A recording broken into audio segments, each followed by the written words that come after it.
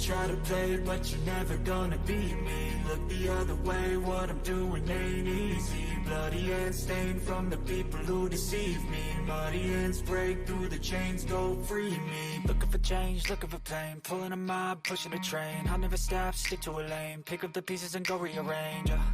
I'll be the best above all the rest, put me to the test and expect nothing less. You check as I'm chess, what's happening next? Yeah. He got the venom, a tangible weapon, no coming in second. This life is a lesson. He got a new engine from pain, it's a blessing. New focus, no guessing, just bold and obsession. All in his possession, you got their attention. I leave an impression and take a redemption. Just kill no discretion. Your mind is a weapon. 11-11, it's time for progression. You could try to play, but you're never gonna beat me. Look the other way, what I'm doing ain't easy. Bloody hands stained from the people who deceive me. Muddy hands break through the chains, go free me. People like sheep move feet, hurt it easy. You don't wanna be fast asleep when they scheme me. Better stand tall, ready for a fight, believe me. When they try to change, you can say no, free me. So he's been looking for somebody who could save him, instead of searching inside for what they gave him. A strong will, strong mind causes mayhem. We could change the world, change times, rearrange them. Staying on pace, running the race. Life is a chase, I don't want a place. I wanna be first, work till it hurts. Dehydrated thirst till I'm in a hearse. High ambitions and the right mind can take you so far. It's like you lived a few lifetimes. Take off, I'ma break off from the weak minds. They can stay soft, you can change lives, you create thoughts. Never waste time, you got one shot, you got one life. Better pop off, what do you like? Make a dream job, no 9-5, no mean boss. Just my life and free thoughts. You could try to play, but you're never gonna beat me. Look the other way, what I'm doing ain't easy. Bloody hands stained from the people who deceive me. Muddy hands break through the chains, go free me. People like sheep move feet, hurt it easy. You don't wanna be fast asleep when they scheming. Better stand tall, ready for a fight, believe me. When they try to change, you can say no, free me.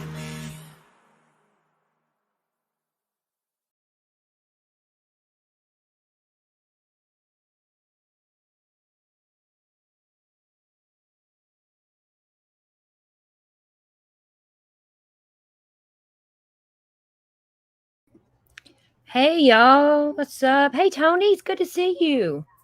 I ain't seen you in a while. How is people's? My squirrels.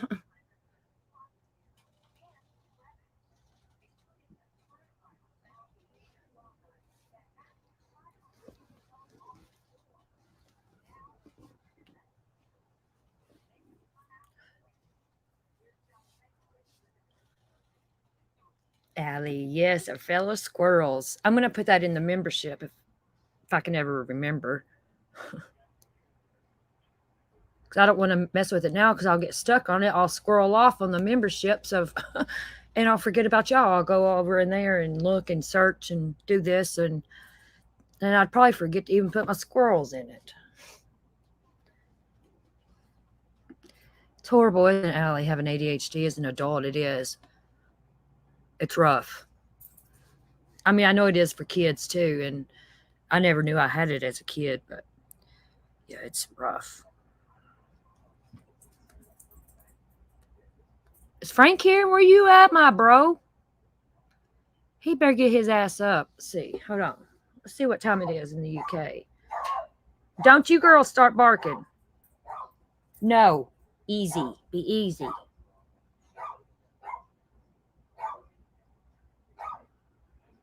Current time in the United Kingdom. I want to Google it, see what time it is there. I'm on to you, Frank. It's 6:56 p.m. You should not be in bed at this time of night. Yes, Allie, you totally get it, don't you? Yeah, if I was to go right now into my memberships and start, like, I guess, decorating, I would say, I don't know. I swear I'd be in there for 2 hours doing shit. I wouldn't. Yeah, I can't do that.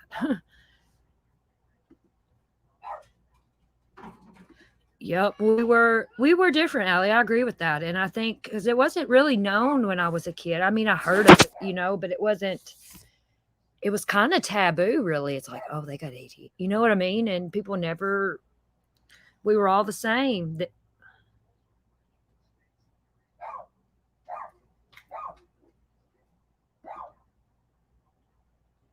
Tony, I have to give credit to Frank.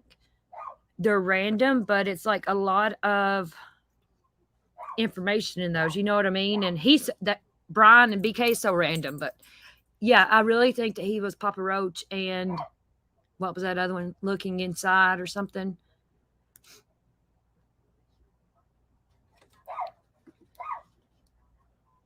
Have y'all heard anything about this case, Ana Walshe? Has anyone looked into it? It's I don't remember. I don't know when it even came out. It got my attention yesterday, and I started looking into it. And I was like, "Hey, we'll go over this," because it's an adult. It's not no kids. It's nobody's really talking about it. So, because I don't like talking about what everybody else is talking about because you're talking. You know what I'm saying? I don't like that. And now Molly Golightly is on the Idaho 4 case. She's a little late to the game. She sees it's money, money, money. Yeah. I'm not going to drain it. They can, whatever.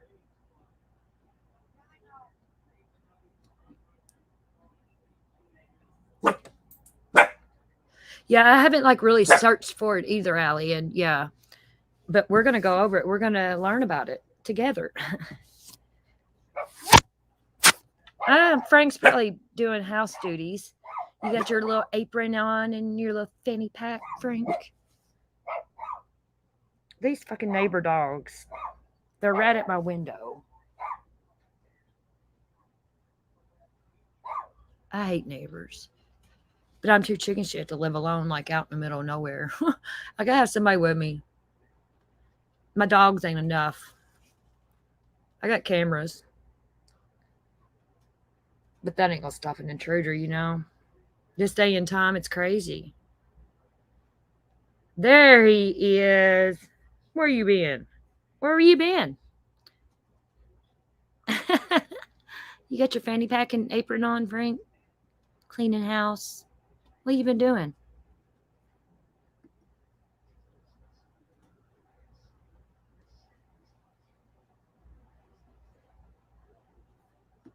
Oh, really?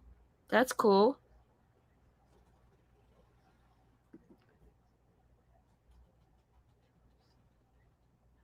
It kind of reminds me of Cassie Carley's case so far. I know it's different because Cassie wasn't with her killer or whatever, but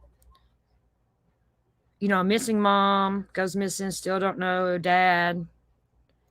I don't know. And what was it that was similar to Cassie Carley's case? I can't remember. Look, see my squirreling, but yeah. Did y'all follow Cassie Carley? Poor baby. You went chippy. What's that mean?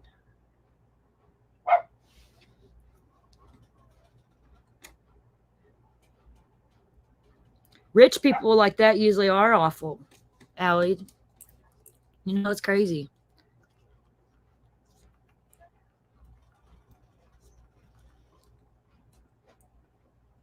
Is it like 7 o'clock where you're at, Frank?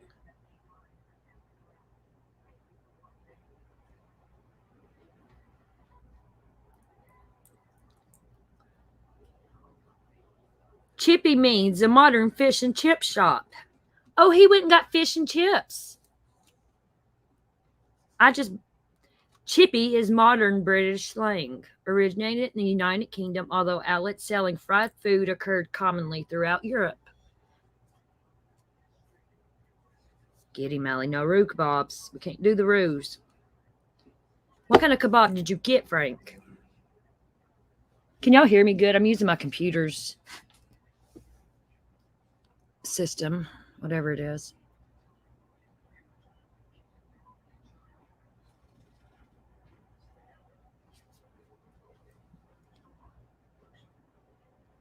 How do I know what?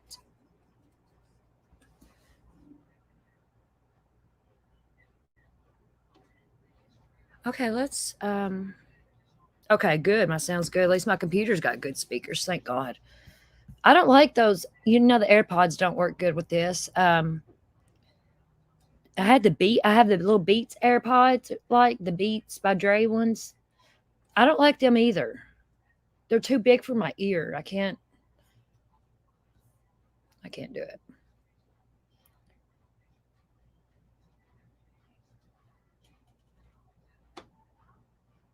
I don't know if let's see, where did it go?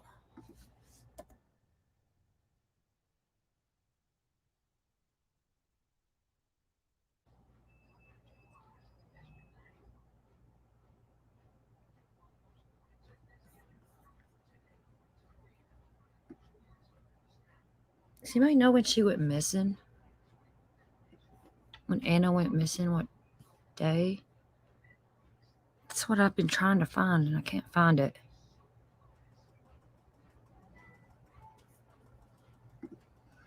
I got some videos I want to play on my playlist here, but there's some articles I want to read too. Yeah, I'm going to read.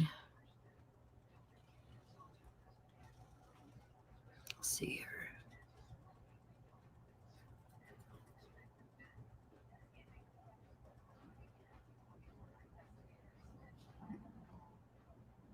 This guy's name's Brian Walsh. What's up these fucking Brians? See you 4 days ago.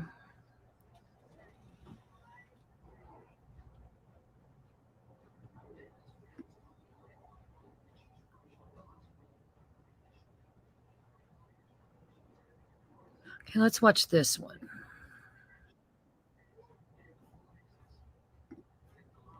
I want one that tells like the whole story, you know what I mean? Oh, the day she went missing and oh shit. I gotta share screen first. Dumbass. January 1st. Okay. Thank you, Frank. I do have a video of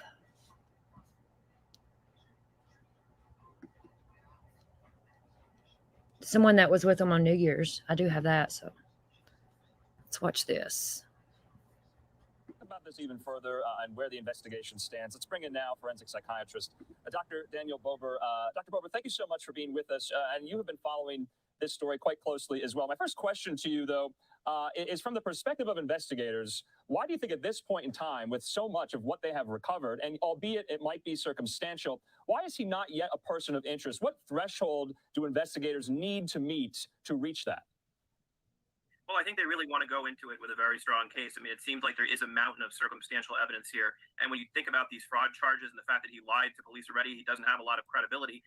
There's physical evidence at the dump that may be tied to him. It's possible. We know that, he has a history of misleading people. So that in and of itself is highly circumstantial, but suspicious at the same time. Yeah, I mean, is there any doubt in your mind, because we're all hoping for the best, obviously, but do you think there is some, I guess, glimmer of hope that she will be found alive, or is that not what investigators are operating under right now? I'm doubtful about that, unfortunately.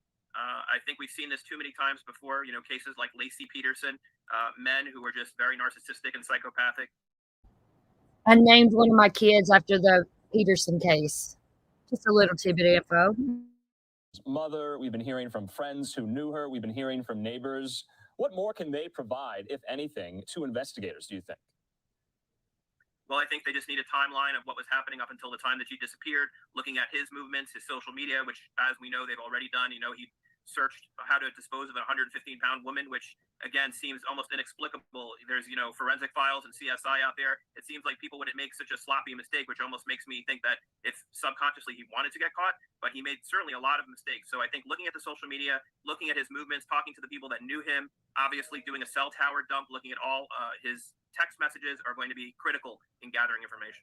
Yeah, so we know on Monday he was arraigned for misleading the police, and he put in a plea of not guilty to that specific charge. But you talk about sloppy mistakes. He was on home confinement. He has an ankle monitor. He's not supposed to be out and about, visiting. He can be tracked, right? Right. And so what's the thinking, do you think, behind those decisions, knowing that he is under such close surveillance for this, previous conviction for perpetrating art fraud?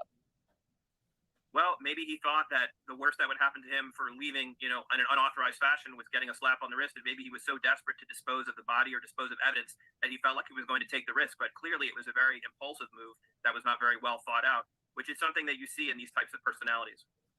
Dr. Bober, is there, any kind of, I guess, evidence or facts that have come out in this story so far that would possibly lead you, maybe others in your community, to believe that there could be someone else involved in this? Maybe Brian Walsh, if he, ever becomes a person of interest, hired assistants, other people to carry out this, whatever it may be? Well, I think that's certainly a possibility. And some people would say that he was so sloppy and it was such a perfect case for the police that maybe in some way he was set up. I know that's an unlikely possibility, and I don't think that's what's happening here, but it's possible that he could have enlisted other accomplices. But I think what's really important to take from this case is that we know that 15% of all violence is intimate partner violence. that 1 out of 3 women and 1 out of 4 men have experienced physical violence in a relationship. So I think it's important to put it out there that this is really a national public health problem and that people need help and they need to get out of these relationships before things like this happen. Yeah, in that interview with investigators, so Walshe failed to mention that he went to Home Depot on the 2nd in violation of his probation to buy about $450 in cleaning supplies. He was wearing a black surgical mask and blue surgical gloves. He paid in cash.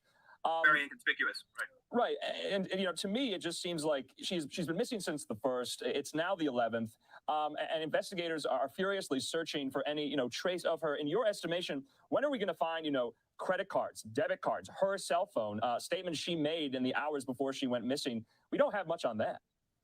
No, but I think we're going to hear more about that soon. I mean, obviously, the police came up with this charge of lying to them to keep him contained while they continue their investigation, and I think we're going to hear about this stuff really soon. I mean, there's just so many ways that she can be tracked, that he can be tracked between the credit cards and the cell phones.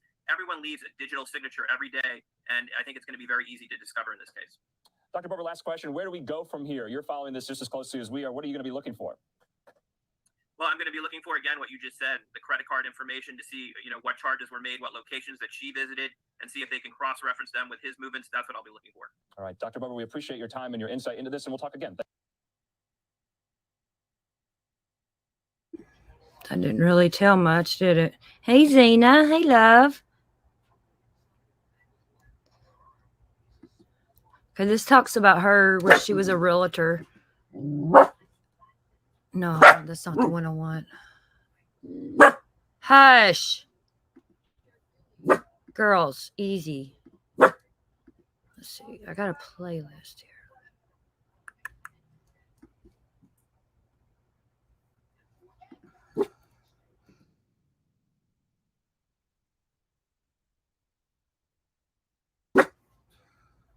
Winnie, stop it. Where is the friend that spent New Year's with them?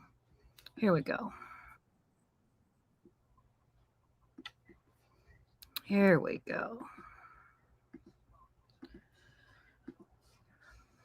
Y'all gotta bear with me. I don't know nothing about this case.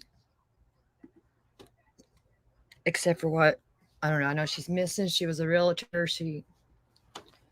They found some blood and a knife or something in the basement. Hello, Wacky Tacky. Hey. Hot Jenny's cuddles and kisses. Your dogs just went crazy. Mine do that too. If they hear something or another dog or... It's funny whenever, though, it's on the internet and the dogs go crazy. Because they don't know where it's coming from. WBZ exclusive. Just minutes ago, WBZ's Julie McDonald spoke with a man who celebrated New Year's Eve with the Walshes. He was one of the last people to see Ana Walshe before she disappeared. Julie joins us live in Boston now. Julie, what is this friend telling you tonight? Well, Lisa, I've spoken with so many of Ana's friends since we first learned of her disappearance from police late last week. These are families along the South Shore, friends of hers in D.C., even former employees here in Boston in the hotel industry. It's been a roller coaster, emotional week for these people, desperate for information and really holding on to hope that she would return home safely this morning. Devastating news, those chilling details presented in court, and they all learned at the same time that we did. But late this afternoon, just now, I sat down to exclusively speak with one of Ana Walshe's very best friends. Now, Jem Mutlu is her former boss before she took this job in Washington, D.C., but he's so much more than that. This is a friend who was at the Walshe home on Saturday night and one of the very last people to see this Cohasset mother before she went missing. He's been in very frequent communication with investigators, meeting with state police, calling them multiple times since to provide any possible details that he can to help them as they search for his friend. But he described for me how everything seemed as it always was Saturday night, celebrating the new year together. Brian had cooked an elaborate meal for us, and we hugged and celebrated and toasted and just what you do over New Year's. And there was a lot of looking forward to the new year. Like there was no indication of anything other than celebrating the new year, like problems on hold, whatever life's problems were. And life always gives us matters and problems and things to deal with, right? That just always is. But the fact that they hadn't, they had been living in separate homes. She was commuting back and forth. She wasn't seeing the children as often as she would have liked. I mean, she loved everybody. She definitely loved her children dearly. And That's interesting. They lived in separate homes. I want to hear that again.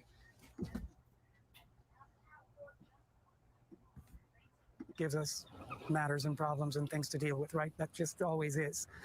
But the fact that they hadn't, they had been living in separate homes. She was commuting back and forth. She wasn't seeing the children as often as she would have liked. I mean, she loved everybody. She definitely loved her children dearly.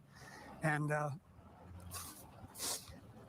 so it was festive. She was texting with friends, and, she was sitting next to me at the bar stool and at their kitchen.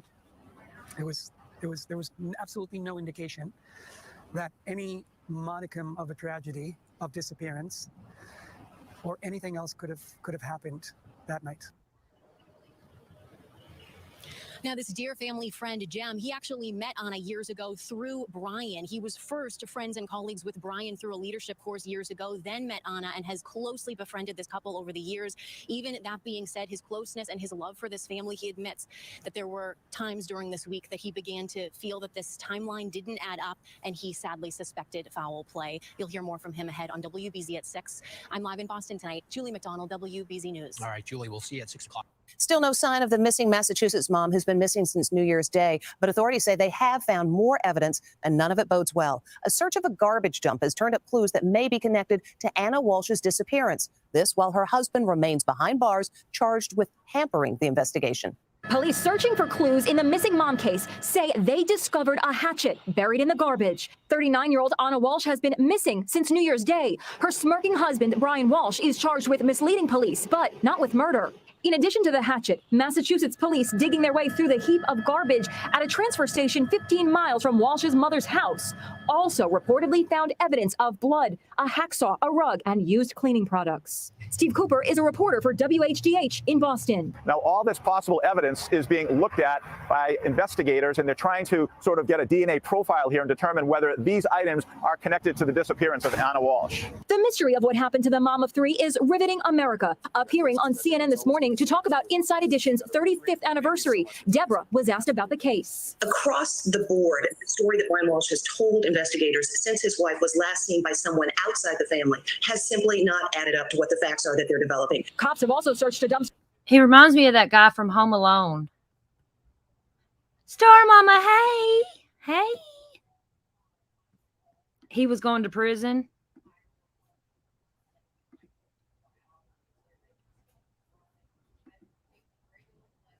Did he have an ankle monitor before she went missing? Why did he have an ankle monitor? What was he? See, I'm not understanding what he's in trouble for. Don't he look like the Home Alone guy, Jenny? He does.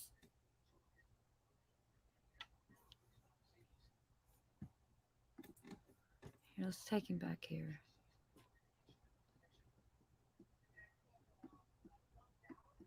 He looks like the guy from Home Alone.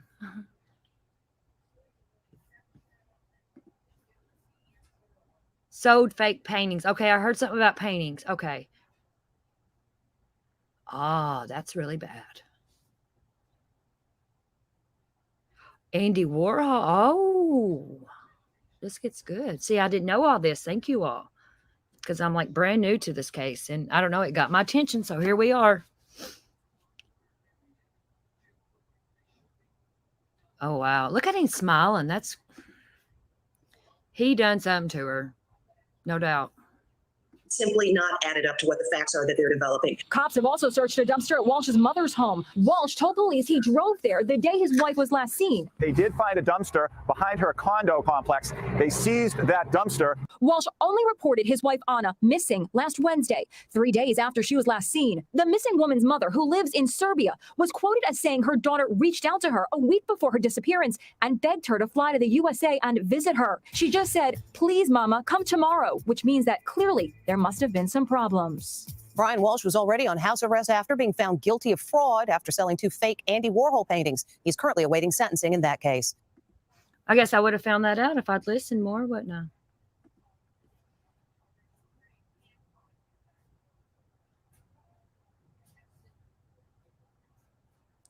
trying to see what all I got here in this. Now arrested in connection to the disappearance of his wife, court documents from a past case describe Brian Walshe as a physically violent sociopath. Walshe, who is being held on $500,000 bail, is charged with giving police false information in the search for his wife, Ana Walshe. She was last seen on New Year's Day at the Walshe home in Cohasset, Massachusetts. As the search for Ana Walshe continues, years-old court documents reveal a darker side of Brian Walshe. In a 2019 sworn affidavit, a longtime family friend called him a, quote, felon and sociopath who could never stay in school. He alleges Walshe is, quote, not only a sociopath, but also a very angry and physically violent person, saying he witnessed Walshe, quote, literally attempt to kill 4 or 5 guards in an effort to smuggle antiques from China. Additional court documents allege Brian Walshe, quote, had stolen and turned his back on his father and estranged himself from the rest of the family after stealing from his father's estate. Another twist in the case comes in 2018, when Walshe was arrested for stealing fake Andy Warhol paintings. He pleaded guilty to the crime last year and was on house arrest pending federal sentencing. Now he's being held in jail on $500,000 bail in connection to his wife's disappearance. Investigators say Ana Walshe was supposed to take a rideshare to Boston Logan Airport on January 1st and catch a flight to Washington, D.C., where she works as a real estate executive. Authorities confirmed she never boarded a plane. On January 4th, Brian Walshe and Ana Walshe's employer both reported her missing, and on January 8th, Brian Walshe was arrested. He appeared in court the following day, where prosecutors revealed blood and a bloody knife were found in the Walshe family basement. On top of that, January 2nd surveillance video caught Brian Walshe buying more than $400 worth of tape, tarps, and cleaning supplies from Home Depot. On January 10th, investigators searched a nearby trash facility for evidence. Local Boston stations report blood, a hatchet, a hacksaw, a rug, and used cleaning supplies were all recovered in that search. In a statement, Norfolk County officials would not confirm what was recovered during the search, saying instead the items collected, quote, will now be subject to processing and testing to determine if they are of evidentiary value to this investigation. Wednesday marks 1 week since Ana Walshe was reported missing. Law and Crime Network will continue to bring you the latest details as they develop in this high-profile case. Reporting for Law and Crime Network, I'm Sierra Gillespie. I want to shift gears just a little bit here on Live Now from Fox as we're learning new information out of Massachusetts as police have now arrested the husband of missing Massachusetts mom, Ana Walshe. This coming in from the Cohasset police. I want to put up this tweet right now here on Live Now from Fox. Of course, this coming out of Massachusetts as the police say a husband arrested for, quote, misleading the investigation. Cohasset and Massachusetts State Police have taken Brian Walshe of Cohasset, Massachusetts into custody, charging him with misleading a police investigation. Cohasset and Massachusetts police continue to investigate the disappearance of Ana Walshe, 39, of Cohasset. During the course of that investigation, police developed probable cause to believe that her Hey, husband, Audra, Brian Walshe, had hey! committed the crime What's of up? misleading Good to see police you. investigators. Of course, Mr. Walshe expected to be arraigned in the morning session of that district court on January the 9th. So we're following this very closely here on Live Now from Fox. I am Andy Mack. Thank you so much for continuing to watch us. And we want to give you a little bit more detail on what went into this case, this disappearance. The husband of Ana Walshe, a missing mother of 3 who was last seen on New Year's Day, has been arrested for misleading police in their investigation. Brian Walshe now charged with misleading police investigation into his wife's disappearance.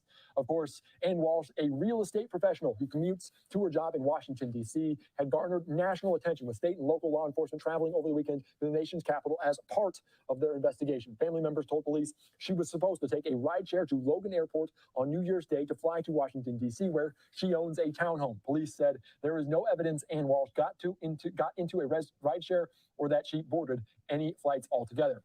In Cohasset on Sunday, several marked and unmarked police vehicles pulled into the driveway of the home of Ana Walshe that she shared with her husband and 3 young children. Investigators were entering and exiting Walshe's home throughout the morning. A ground search of the area around Walshe's home concluded Saturday when 20 troopers from the MSP Special Emergency Response Team, 3 K-9 teams, and the state police air wing searched the area around Walshe's home. State police said investigators also drained the pool at the Walshe's home and nearby stream. Cohasset police detectives and Massachusetts State police detectives assigned to this office. They traveled to D.C. over the weekend as part of the investigation, working with Metropolitan Police there in our nation's capital. Walshe was last seen at her home in Cohasset shortly after midnight on January the 1st. Police are seeking help from the public in locating Ana Walshe. But the big development today has been the arrest of the husband, Brian Walshe, for, quote, misleading a police investigation. He is expected to be arraigned in the morning session in that district court on January the 9th. Additional facts may or may not be entered into the record at that time, but no further information is expected to be released.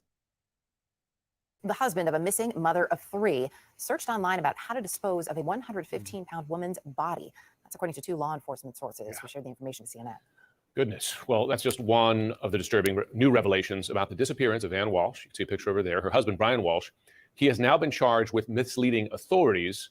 CNN's Jason Carroll is live in Cohasset, Massachusetts. So Jason, we're also learning that authorities were searching 2 locations last night. I wonder, do we know the significance of those searches?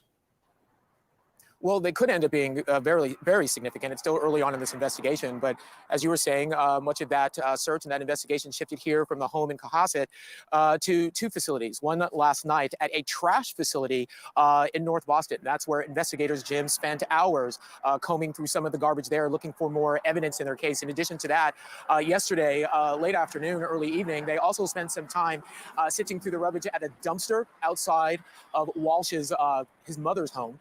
Searching that facility there as well. All this as sources tell CNN that investigators also found very disturbing internet searches that Walshe had conducted following his wife's disappearance, which included how to dispose of a 115-pound body and also how to dismember a body. Incredibly disturbing details about this case, which we also heard yesterday in court during Walsh's arraignment, where prosecutors laid out what they say investigators found at the home.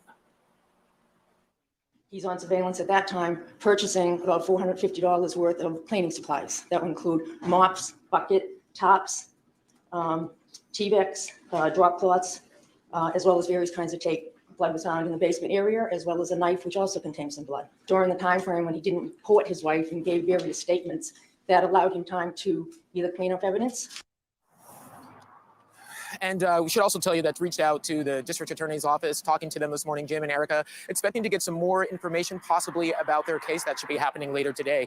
Again, at this point, Walshe has just been charged with misleading police. We'll see if that changes in the near future. Also, I should point out, I spoke to a friend of Ana Walshe on the phone, a man by the name of Peter Kirby. He told me, as you can expect, that they are extremely devastated. He says, by all of the developments that they've been hearing about in the news, he said at this point, their focus is on Ana's 3 small children. Joining us now, Deborah Norville, the host of Inside Edition, which is Ana Walshe. Ana is the wife of this defendant. She's 37 years old. They have 3 children, 2, 4, and 6. Ana Walshe was last seen on New Year's Day about between 4 and 6 a.m. in the morning. The defendant indicated that she left the house to go, she works in Washington, D.C. The defendant indicated in the subsequent interview that she left the house around 6 a.m., taking an Uber or Lyft to go to the airport, where she was going to go to work in D.C. That was the last time she was seen.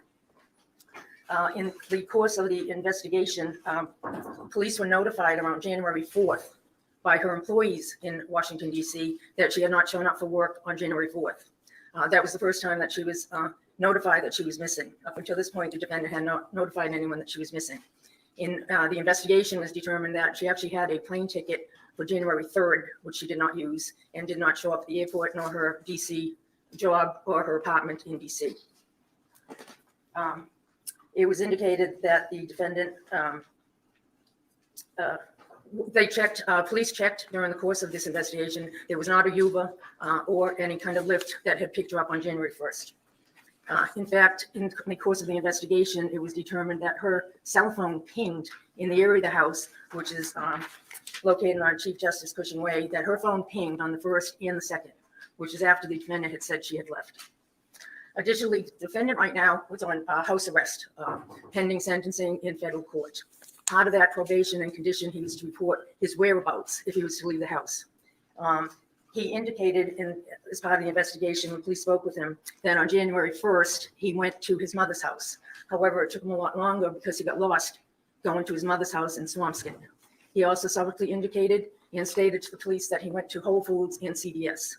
Police subsequently did surveillance and checked. There was no surveillance or indication that he went to Whole Foods, no CVS. He indicated he purchased some items. There's no receipts for him having purchased that. He then returned home. Surveillance was checked by several police during this time frame. These statements caused a lot of delay as part of the investigation, as police now were focusing on the North Shore. He further indicated that on January 2nd, as he was supposed to report in, that the only time he left is that he went to take his son for some ice cream. Surveillance checked during the investigation indicated that defendant, in fact, on January 2nd, sometime after 4 o'clock, went to the Home Depot, which is in Auckland. He's on surveillance at that time, purchasing about $450 worth of cleaning supplies. That would include mops, bucket, tops, T-Vex, drop cloths, as well as various kinds of tape. Okay, so he bought all that on January 2nd. So she must have died on January 1st, no doubt. Or whatever he done with her. So they lived in separate houses. He had the kids, from what it sounds like. How many kids do they have? I don't know if I've heard that. Are y'all on the same one now, Zena? Do we got everybody? Sorry I confused y'all with that.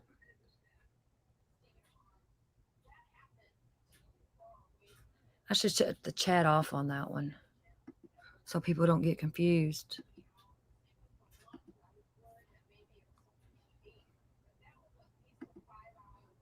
Let's see here. Let me do that.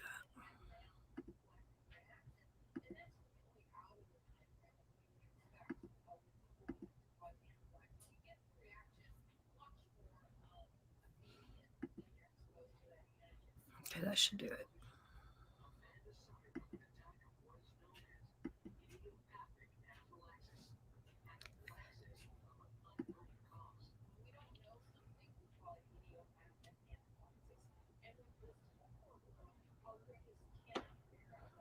Three kids. Okay, good. Yeah, I seen where they found the knife with blood in the basement. Okay, now since they had two different houses, which house was that in? His house or her house? See, I know I'm sure I could watch all this and find out, but I just want to discuss it with y'all. Always boobs, Allie, no doubt boobs. Boobs, boobs, boobs. Let's finish watching this and maybe I'll find out my answers. He's on surveillance at that time on January 2nd, even though he said he never left the house. Police obtained a search warrant and actually searched the house with crime scene services. During that time, they found blood in the basement. Blood was found in the basement area, as well as a knife, which also contained some blood. Could you repeat that last time? Yes, in the basement, crime scene services recovered and found blood in the basement area, in a section of the basement. There was also a knife that was found. On the knife, there was also blood, and part of the knife was damaged. Your Honor, these various statements caused a delay in the investigation, to the point that during the time frame when he didn't report his wife and gave various statements, that allowed him time to either clean up evidence, dispose of evidence, in causing a delay. As of this time, Ana Walshe has not been found. So because of that, the criminal is asking $500,000 cash bail. At this time, these are the charges. Good morning, Your Honor. Mr. Walsh's wife has been missing since January 1st, and it is true that her employer contacted the police on January 4th. However, that was as a result of Mr. Walshe, Brian Walshe, contacting the employer to say, I haven't heard from my wife. The employer suggested that their security team, who was former law enforcement officer, contact both the Cohasset Police and the DC Metro Police, which he did. Mr. Walshe has given several interviews. We have consented to searches of his home. We have consented to searches of his property. We had consented to searches of his cell phone. I negotiated with the Assistant District Attorney, to promote you, Lynn Beeland, on the terms of that to protect attorney-client. He has been incredibly cooperative. The charges are not anything relating. He's not charged with murder. He's charged with misleading investigators by not saying, as I understand it, he went to Home Depot in Rockland. He did say he went to press in. Oh, this poor lady's struggling. I feel bad for her. Aw. Norwell, and as Your Honor knows, Rockland, Home Depot was right next to Norwell. If in fact he was there, it was next in the town next to him. With respect, Stonefly, he did Google, I think, how to dismember a 150-pound woman or something like that. He Googled it or something like that.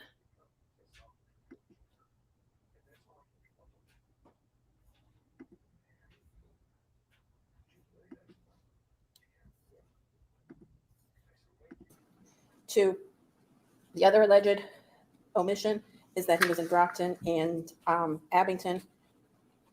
They don't have him stopping anywhere in those areas, as far as the police report says. He did say that he took his son out twice on the 2nd. He is on home confinement. He has a bracelet on him.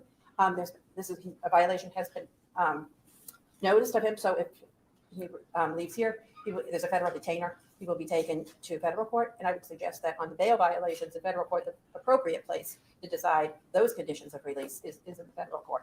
I would ask for low bail or no bail and to let the federal courts decide this. He's not going anywhere. He hasn't gone anywhere since January 1st.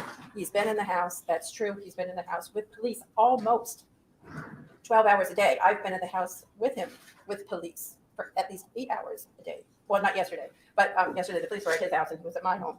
But Friday and Saturday I was at his house for at least 8 hours with police officers present.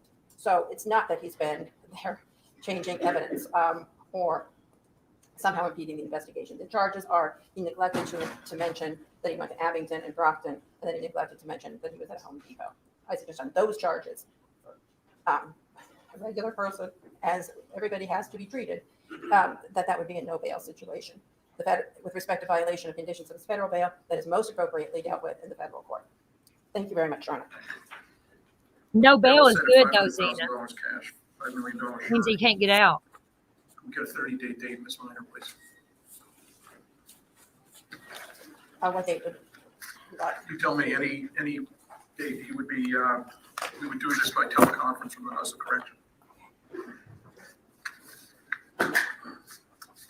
Richie, I want you to keep the, yeah, if I can I just have a look. copy of the warrant, so keep that in the file.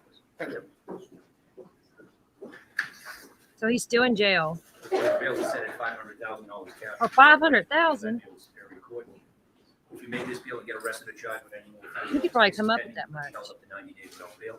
Is he still in jail? Conference date within 30 days. It's Thursday, February 9th of April. I hate when I don't know a case Thursday, yet. February 9th is perfect. Thank you. February 9th. Video and any please. Thank you. It's like Home Alone, dude. Thank you. Look at that swirl in his hair. Frank, you got that swirl?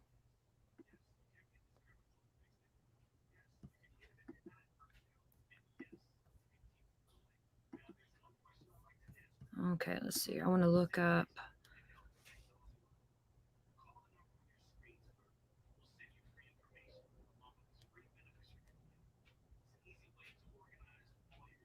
Jesse fucking, I don't know.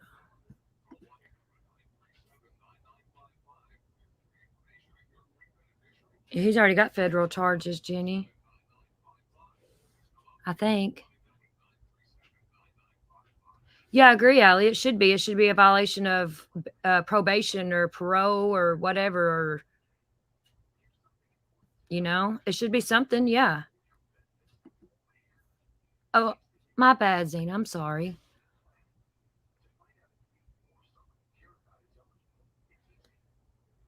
That kind of looks like Michelle Sabay's kitchen. It's sad, though, these men doing this to these girls. And why knives? That's so personal.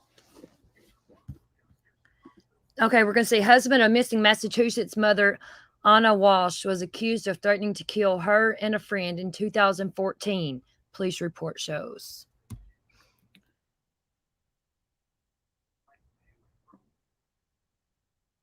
Nearly a decade before Ana Walshe went missing, the mother of three told police that a man who would later become her husband, Brian Walsh, threatened to kill her and a friend, according to police report. Ana Walshe, who has not been seen since around New Year's, reported the death threat reported the death threat in 2014, telling police that someone said over the phone he was going to kill her and her friend, according to a D.C. Metropolitan Police Department incident report obtained by CNN. The police department confirmed Brian Walsh was the person involved in the report, which was filed by Ana Walshe. She was on a NIP, something like that, when she lived in Washington, D.C.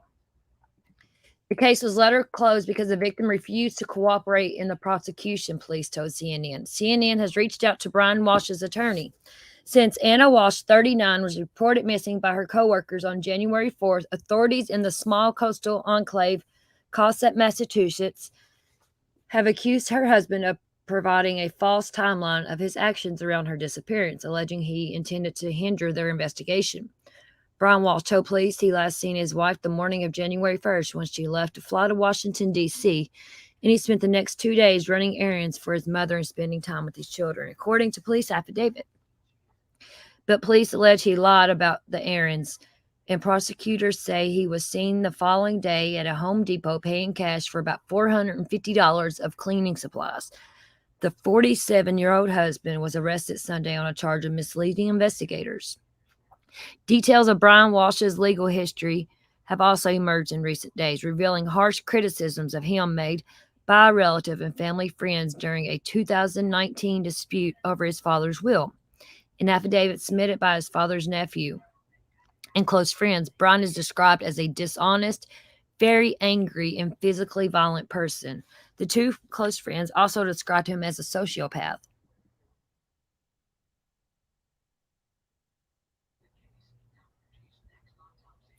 So far, investigators have uncovered several pieces of potential evidence in his wife's disappearance. Blood and a bloody knife in the family's basement, according to prosecutors. Brian Walsh's internet record showing searches for how to dismember and dispose of a body, according to law enforcement sources, and a hacksaw and apparent bloodstains at a trash collection site. The couple's 3 children between ages 2 and 6 are in the custody of the Massachusetts Department of Children and Families, according to a spokesperson. Several local families have offered to take them in so that they can remain together.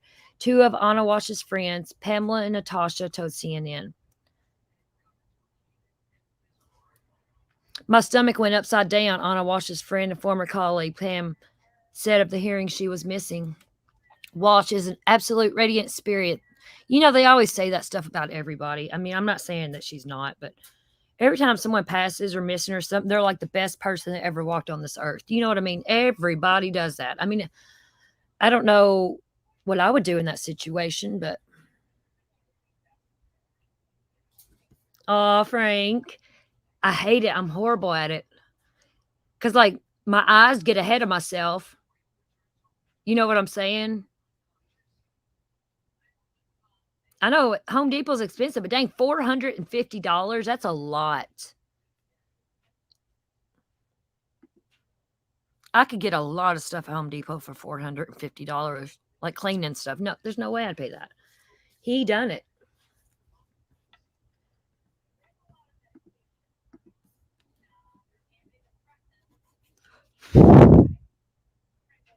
Says she never talked about anything personal. She never talked about pain. She never really talked about her husband.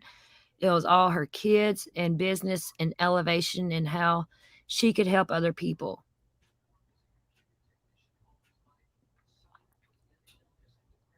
Let's see here. Right now we're going over what I'm showing. Some of it might be repeat.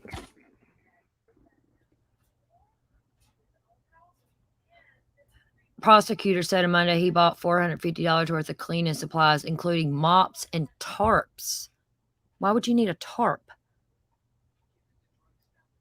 to clean?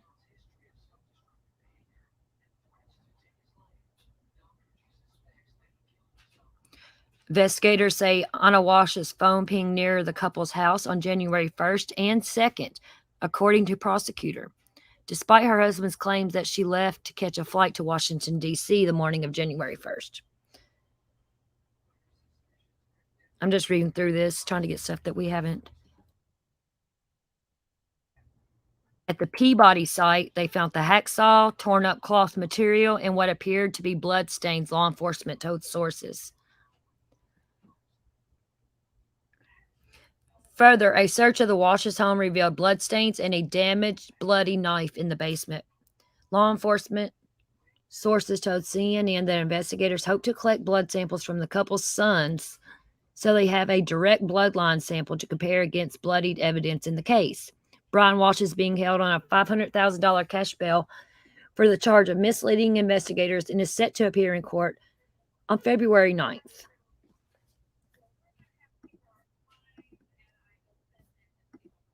And there we have it, folks.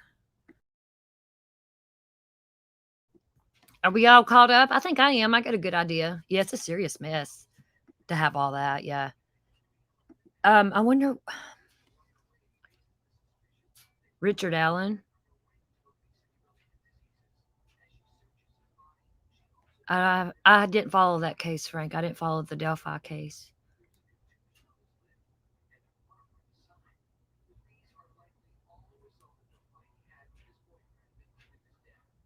Oh, thank you, Frank. Oh, I just stumble on my words because I get ahead of myself. And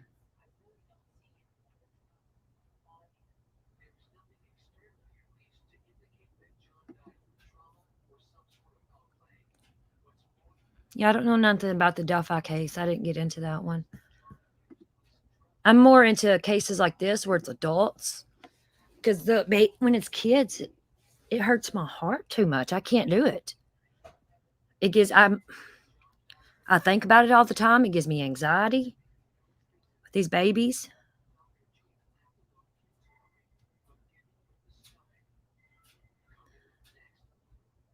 Anything else y'all want me to pull up on this? I'm very curious. Is there anything that I don't know that I should on this? I'm trying to find something that like came out today, or or is this one kind of like just waiting?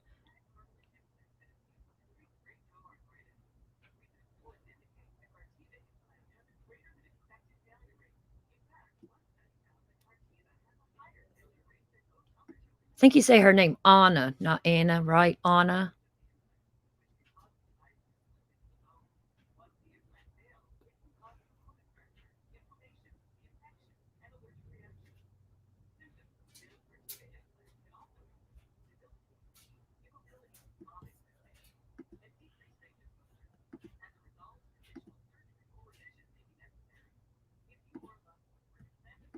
Let's see if there's anything like. Oh yeah.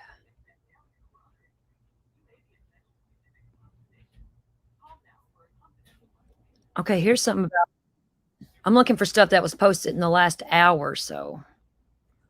Anna from Serbia, yeah. I know they said her mom lived there.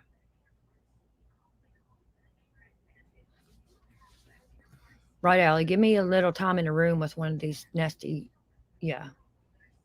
Yeah.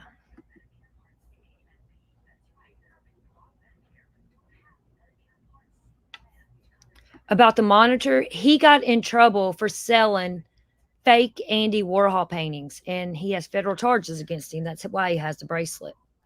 Does that make sense? Is that what you was asking? Or yeah, Stonefly. I hope they keep the kids together too. That's sad, ain't it? They in situations like this, the kids lose both parents, and it's really sad.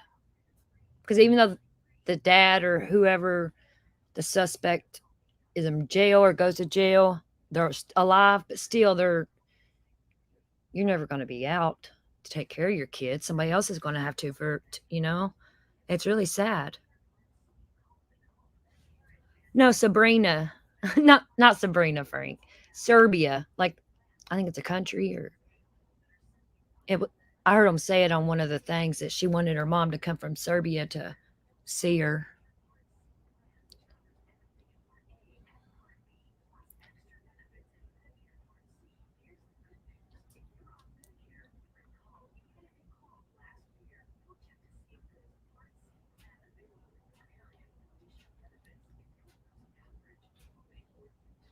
Then poor Cassie Carley, I think about her all the time. Marcus Vanello, I can't say his last name, Vanello. I just call him Vanilla, Marcus Vanilla, but they got her autopsy back, and they couldn't find a cause of death. And I just hope he don't get away with that. And this case reminds me of that.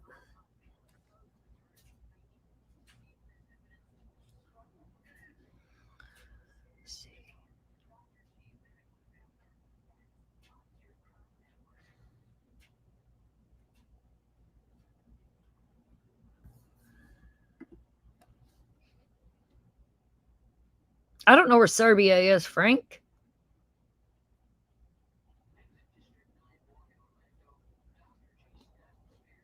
Yeah, I don't get why they can't trace his every move either, Jenny. I don't. I mean, they know he went to Home Depot twice, and yeah, he's a criminal, so he can get around shit, I'm sure. It's crazy.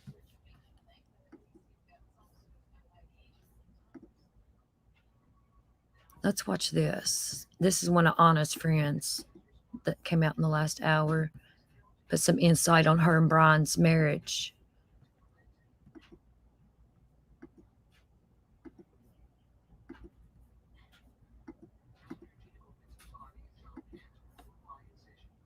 At 10:30, we are able to bring you more of the interview with the best friend of missing Cohasset woman Ana Walshe. Over the next 90 seconds or so, you're going to hear Alyssa Kirby describe the last time she saw Ana, the argument she allegedly was having with Brian, and also how she perceived their marriage. I actually was with her on Thursday night. We had our last time I was with her was that Thursday before we went out for dinner. We went out dancing till really late, and then she left that Friday morning to go back to Boston. They had many fights about like, when are we finally gonna come to DC? When am I gonna be with my kids? That was her priority. And so I know they were experiencing a lot of stress together, and I know it had been a very tense Christmas. So I mean, a lot of that we discussed also. But really, never an indication that she feared for her life. Never an indication that she felt unsafe even. It was just a frustration of like, I just want to be with my kids. I just want to be back here. She always described him as her best friend, that they were very close, like love at first sight. That was always what she said, that she trusted him, that, anything he may have done wrong in the. A lot of women say that. They'll say that, then go home and get beat. You know what I mean? It's really sad because a lot of women are embarrassed about what their husbands or partners are doing to them behind closed doors and what's going on. You get embarrassed about it, and sometimes you don't tell nobody nothing. You just keep it all to yourself, and it eats you alive inside. Past, it was just bad choices. She was a good person, and it's sort of like knowing that now it's jarring, it's gut wrenching, it's uncomfortable. It's not fair what happened. Just heartbreaking to hear from her friend there. Yeah, it certainly is. And again, still no sign of missing Cohasset woman Ana Walshe tonight.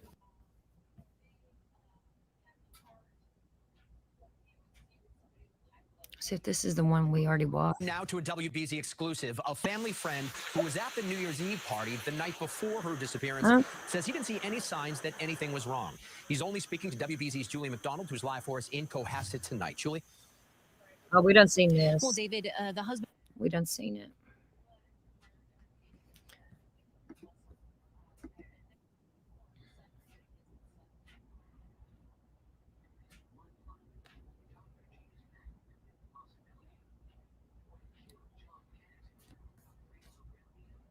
Oh, this one's interesting.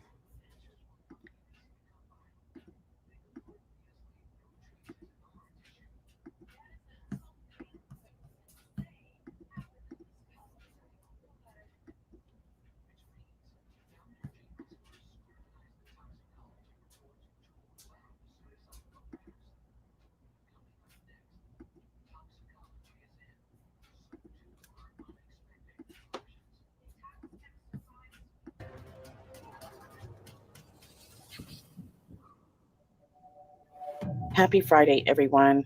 Enjoy your weekend coming up. And today, I want to go over this sad case. This is probably going to be one of the last videos that I cover on this, attached to Ana Walshe. And I apologize for not pronouncing her name correctly at the beginning. I have that, Frank. One of my struggles, guys, is names and places. But we got it corrected. This is what you need to know right now on this case, because it's just the longer it goes, the more insane the information is coming out on her husband, Brian Walshe. Ana is originally from Serbia. She was 39 years old. She married her husband, Brian, which we'll go into details maybe another time. And they come to the States, where Brian's lived most of his life in Massachusetts. Ana, however, is an executive at a property management group. On January 1st, she's called in to deal with an emergency at one of her properties, but she never returns home. It wasn't until January 4th that authorities are alerted to this. We were told that her boss was initially the first one to report her missing, but now we're hearing it might have been a few coworkers as well. Brian Walshe has since been arrested. providing false information in the timeline and of his actions attached to the disappearance of his wife. And so there was a lot of speculation as to what was going on December 31st through January 1st. But now you have a few people coming out of the woodworks that are giving us ideas and of who her husband is, Brian Walshe. The other day, Daily Mail actually shared some information. There is this, what they call ominous letter or note left for her husband, Brian, on New Year's Eve or New Year's Day. It's written on a champagne box, words written in red marker, alongside 3 neatly lined up bottles of AH Reserve whiskey. The liquor sales were around $3,000 per bottle. This doesn't seem odd since we know that Brian does have the taste for the finer things in life. We've also learned that Brian has a lot of questionable characteristics showing up in documents shared by close friends or relatives. Since Anna's disappearance, we have learned that investigators have found a lot of items that suggest that something foul is involved in the disappearance of Ana Walshe. Police have found DNA residue in the basement of the couple's home, also a knife that seemed to have residue on it, and it was also damaged. Investigators actually use GPS information and surveillance to map out his steps.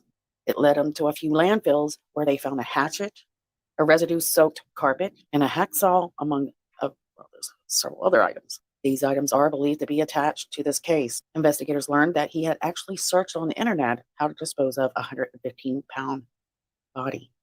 When the story first broke, we didn't hear much about it. I think it took the world by surprise, even the friends. Stories like this always take headlines simply because of the mysterious aspects about it. One of Anna's friends, Pamela, said, quote, "My stomach went upside down," end quote. Many people just not believing that this was real. But in documents and affidavits coming out, submitted in by the father's nephew or Brian's father, give you a peek of what the family thought about Brian Walshe. The nephew actually describes Brian as dishonest, a very angry and physically violent person. That may explain that ominous smile that we seen while he was walking in handcuffs. Things are starting to make more sense. Now, there's the word psychopath being used to describe Brian.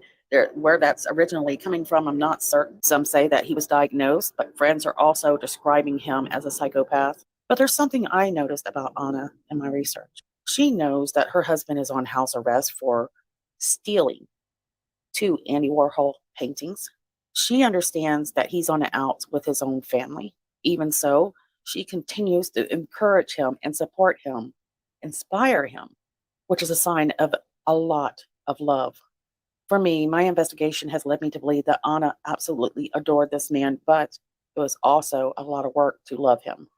Brian being on house arrest made it difficult for him to go and easily, whenever he wanted to, on vacations.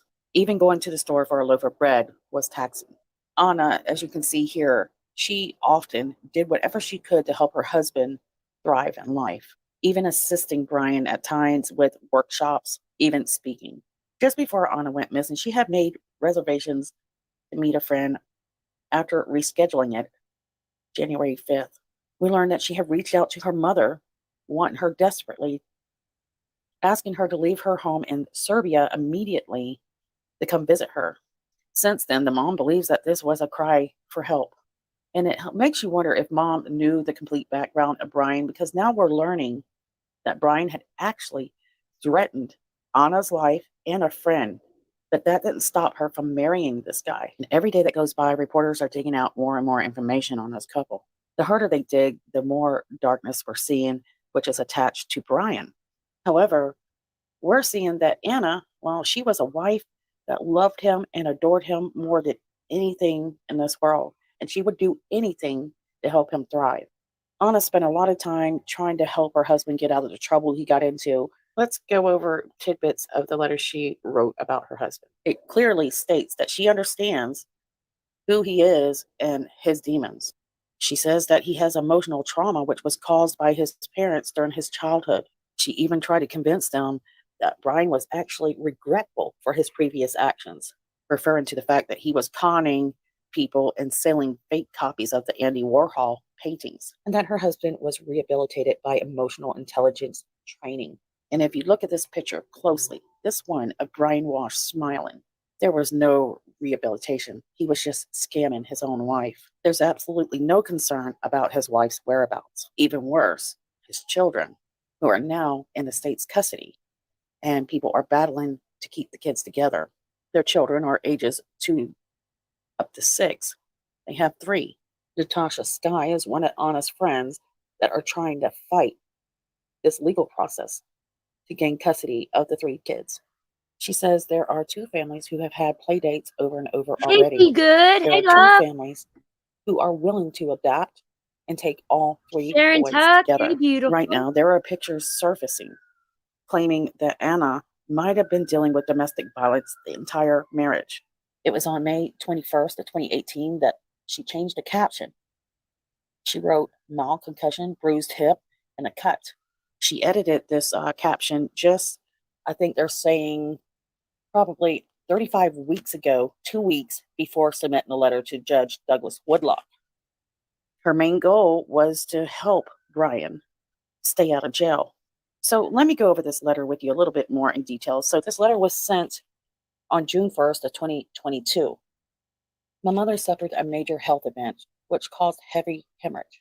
Not only did he save her life, but he also brought her and the entire family comfort and joy during the course of her illness. Brian has been working consistently on breaking the past habits of his family, and we are all looking forward to the new chapter in his life. You can read this entire article at Fox, and it's by Adam Sabes. And as you can see on this photo, there is a cut above her eye. So most of us know that domestic violence victims, Oh, wow. they only want to see the good side. Oh, wow. And they want to forgive and forgive and forgive, believing that change is coming. But those of you in domestic situations, I promise you, change isn't coming. You need to love yourself, protect yourself. So as this case keeps going on and on and on, and we're still not seeing any charges that we believe should be attached to this case, well, you can believe that investigators, with what they found so far, they've got their hands full putting together whatever they need to do to bring justice for the friends and the family of Anna. Right now, friends are asking people to donate to help them with their battle with the kids, and also to fly Anna's mother to the States. And I'm going to put up the entire letter here that I can find and let you guys read over and, find your own ideas or come to your own conclusions. My concerns are this, is Anna. It says, I'm writing this, Dear Judge Woodlock. So this is from Anna, I guess. Ideas or come to your own. Yeah, this is from Anna to the judge. Conclusions. My concerns are this, is Anna, she told police. It says, I'm writing this letter to you to express my gratitude for having allowed Brian to spend the last 8 months at home supporting his children and closest family members. During these 8 months, our family was able to be together during many of the milestones. Our youngest son turned 1. Our middle son started to speak, and our eldest son, who had just started kindergarten when we saw you last, is now only a few weeks away from completing the year and preparing for first grade. He also lost his first tooth. We also experienced some challenges. On December 21st, 2021, my mother suffered a major neurological event which caused heavy hemorrhage. Brian was the one who heard my mother's sighs for help within seconds and immediately called me an emergency. He was quickly able to establish that she was in severe pain and that she needed immediate medical help. Well, it's funny. He waited to get his own wife medical help, but he got her mother medical help. Yeah, right, dude. Yeah. My mother was taken to the South Shore Hospital from our home and then transferred to Brigham and Women's, where she received treatment and stayed for almost a month until she was stable enough to leave. Now, months later, she has made about 95% recovery, and she keeps repeating that she wouldn't be here if it wasn't for her son-in-law, Brian. Back in 2014, that someone threatened to kill her. And not only did he save her life, but he also brought her and the entire family comfort and joy during the course of her illness. He furthermore remained positive and optimistic about her path to recovery. Even when my sister and I were scared for my mother's life, he always believed she would achieve full recovery and would not give up on her even in the darkest moments. During my mother's illness and beyond, Brian continued to be contribution and focus on charity work. Serve as a coach within his Transformational Leadership Academy. Continue to take care of his ailing elderly mother and be there for his son's birthday in and day out. And her friends. This happened in Washington, D.C., and that someone was confirmed to be her husband, Brian Walshe. And, you know, we're trying to think what in the world would make a woman capable of going back to someone that makes such incredibly evil threats. It's called a trauma bond, and it's horrible. And I bet we're going to see a few friends that might come forward and share a little bit more information on the background of this couple. Until then, we're all hoping that Ana is brought home safe. But a lot of people believe that is not the scenario. It's not the case. And that it's just a matter of time. This case has really broke my heart because her heart was so beautiful and his was so dark. This is a man that would cut the throat of his own family to gain a very selfish, dark individual, in my opinion, based off of what we know at this time. I don't get it. Most of us don't get it why such a beautiful woman with a good heart would be taking or smitten with such a dark guy. Anyways, guys. Trauma bonds are real, y'all, and they really suck. And people don't realize, you know, like this lady here, she's like, why didn't she leave? I don't see why such a good woman stayed and dealt with that, because you don't get it. And I always say to people that says, why don't you just leave? I tell them, I said, I am very thankful that you do not understand why I just don't leave. Does that make sense? Like this lady that we just played, I'm very thankful that she don't understand it because she's never been through it, obviously. And I'm not trying to trash her or nothing, but that's how it works. You don't know until you're in that situation. For me, anyways. That's how I've seen it in the research I've done. And this dude is a narcissist. We're going to look into that more. Yep. Thank you all. See? It's true though, you know, you don't know how I'm thankful for that. That you've never been through that pain. You don't know what it's like. You don't know what it feels like. You never even heard of a trauma bond, probably. People haven't even heard of what that means until they go through it and they're like, oh my God, that's, you know, it makes so much sense. Right, Sharon, been there, done that. And it makes me mad though when people do, why didn't she just leave? Honey, I totally get why she didn't just leave. I get it.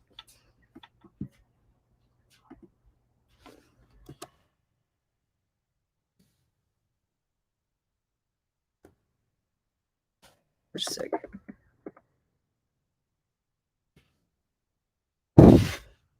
Actually.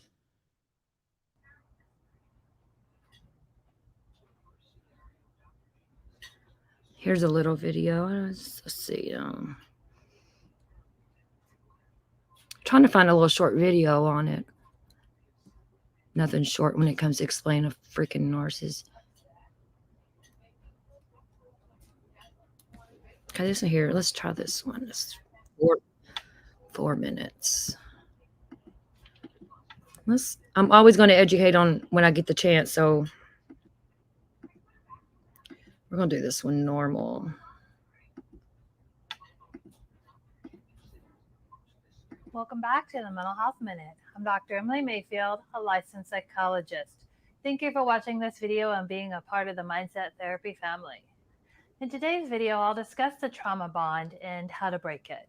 The trauma bond is very powerful and can keep people in relationships they know are abusive. The person is unhappy, knows their partner won't change, and everyone is telling them to just leave, yet they stay. Why would someone stay in an abusive relationship? But first, before I discuss that further, thank you for watching this video and being a part of the Mindset Therapy family. If you enjoyed this video, please consider subscribing and sharing so that we can have the Mindset Therapy family continue to grow. You can also follow us on social media for more content related to all things mental health. Making a decision to leave an abusive relationship is never easy. You may have kids, shared friends you don't want to leave, not enough financial support, or no emotional support from those around you. As if those weren't enough reasons to make it difficult to leave an abusive relationship, there is also the trauma bond that makes it difficult to leave. When people are in abusive relationships, they can develop something called a trauma bond. A trauma bond is a strong emotional attachment someone develops to an abuser. Trauma bonding can occur in any type of abusive relationship, including abuse that is perpetrated by a narcissist. One method by which narcissists inflict their abuse is through control and manipulation. The dynamic between the narcissist and their partner becomes based on intermittent reinforcement of reward and punishment. The intermittent reinforcement comes from the unpredictability of whether an action will be rewarded or punished, making it nearly impossible to predict. The partner being abused thinks next time will be different because of the lack of consistency in how the abuse was delivered in the past. So, for example, not saying things in a way the narcissist wants this time may not lead to punishment as it had before, so the partner thinks things are getting better. The partner being abused has developed a maladaptive behavior of forgiveness in response to punishment, and this becomes their normal way of responding. They are trapped in this cycle, and it is difficult to get out of. The partner is hopeful things will change and holds on to this hope that tomorrow will be better and different. Now that you know what the trauma bond is and why it keeps you in an abusive relationship, what options do you have available to you to break this trauma bond? The first step is to recognize what is happening. This means starting to notice the pattern of intermittent reinforcement. If you are never sure how the narcissist will respond today, then you are likely experiencing intermittent reinforcement. People should be overall predictable in their actions, and you shouldn't be left guessing what their response will be. If you feel as if you are walking on eggshells and always are cautious around the narcissist, then this should raise concerns for you. When you are able to recognize the unpredictability of the narcissist as a way to control you and start to realize that you have been stuck in your abusive relationship because of the trauma bond, you may start to experience self-blame. You question whether you are the reason the narcissist was abusive and blame yourself for staying. You feel played by the narcissist and think you should have been able to see things more clearly sooner. Blaming yourself just keeps you in a mental state that allows the abuser to remain in control. The abuser has spent the entire relationship putting responsibility on you. Don't let the narcissist continue to control you once you know what is happening. You are never to blame for someone else's abusive actions towards you. Once you are ready and able to leave the narcissist, it is important to cut off all contact if possible. The narcissist will use the same tactics on you to renew the trauma bond that they initially used to be successful in the trauma bond developing. By cutting off contact, you will limit the opportunity for the narcissist to manipulate you and control you. If you can't cut off contact because you co-parent or for some other reason, it is best to discuss the issue with a therapist who can provide you with tools and resources to be successful. To maintain separation from the abuser, you must remember that you are not responsible for their actions, and they made the choice to abuse. There is nothing you did to be abused, and you are not to blame for staying in the relationship. Take control back from the narcissist as the first step to starting a life without the narcissist. Comment below if you have experienced a trauma bond and what helped you break it. Also, if you enjoyed the content of this video, please give it a thumbs up. If you haven't already, hit that subscribe button to be a part of the Mindset Therapy family. To learn more about services that you can receive through Mindset Therapy, check out this link or the link in the description. I look forward to seeing you at the next video. Welcome back to the Mental Health.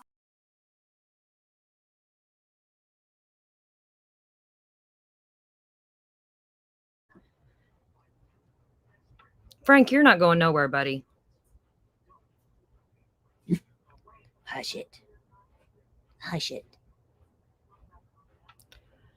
Well, y'all, I think I'm going to end this. I don't want to do lives too long whenever I do cases like this, so people don't have to, if they do want to watch, they don't have to watch through 3 hours. Anybody got anything else to say before we end it? I don't think we've ever ended one this early, but I may start one back up later just to chit chat, maybe on my other channel.